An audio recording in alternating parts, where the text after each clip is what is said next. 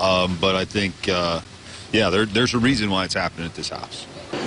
Police also say a newer model dark-colored Ford Fusion fled the scene. Police are still investigating, and anyone with information is asked to contact EPD. A home on Evansville's north side could be a total loss after a fire broke out earlier this evening. It happened on Oak Hill Road between Ridgewood Drive and Bergdolt Road. 4 fire departments showed up to help battle that fire. Officials say 2 people were inside and made it out safely. The initial reports were that there were propane tanks in the garage and the back side of it. We didn't encounter any explosions, so the propane tanks obviously didn't explode. We're told the fire seems to have started in the garage and made its way to the house, but the cause is still under investigation. 1 person died after a 2-vehicle collision today, according to the Hopkins County Sheriff's Office. Police say 23-year-old Aaron Lynn was driving south on Stagecoach Road when a vehicle driven by 19-year-old Cody Lloyd crossed the intersection at Shake Rag Road. Police say Lynn collided into the side of Lloyd's vehicle. Lloyd was flown to St. Vincent in Evansville. His passenger, 18-year-old Taylor Morse, was taken to the Baptist Health Hospital, where he later died. The wreck is still under investigation. An Evansville man is facing 5 counts of child molestation after police say he had sex with a minor on several occasions.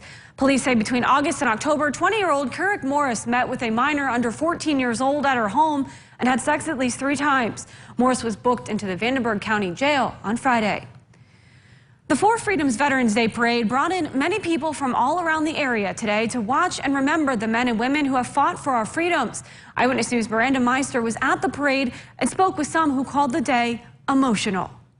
As a street lined with people watching and honoring veterans, those who served were also in the crowd. But in some other parades, but never one at home. So that kind of made it special. David McCarty has marched in many parades before, and this one at home reminded him of that time. I had the pleasure of marching in the Vietnam Veterans Wall dedication parade in Washington in 1982. And this kind of brought me back to that day. Those who organize the parade say they have a special reason to do it. Put this parade on our veterans. And some days I do not feel like they get the respect and honor that they deserve. A lot of them came home at a time they didn't get a parade, weren't welcomed home. And if it wasn't for his father's service, he might not have started this journey. He's probably the only reason I'm involved in it.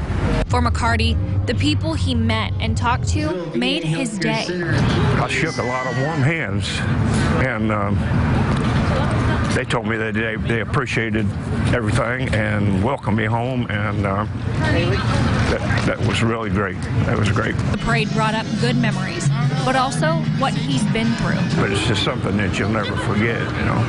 I was 19 when I went over there.